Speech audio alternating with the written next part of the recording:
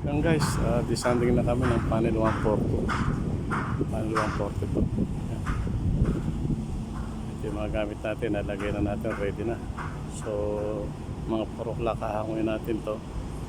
Ihulog na natin yung bakal. Yan.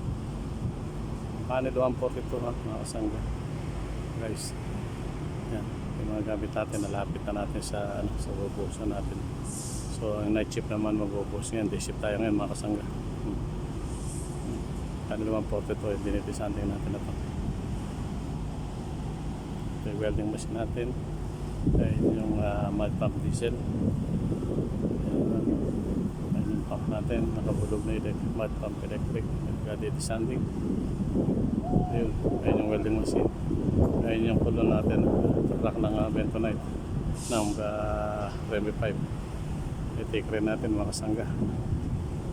Yan. Ito natin. So nahilog natin. At bakal na gagamitin natin mga kasangga. Yun. Yan. Dire-diretso lang itong ating disanding hanggang sa matapos mamayang alas 4. After nun, bubunutin na natin Remy 5 saka yung bomba. Ihulog na natin yung bakal. So pagdating na night shift, sila na magbubuhos mga kasangga. Yan. Panel 142 mga kasangga. Panel 142. Dinidisanding natin.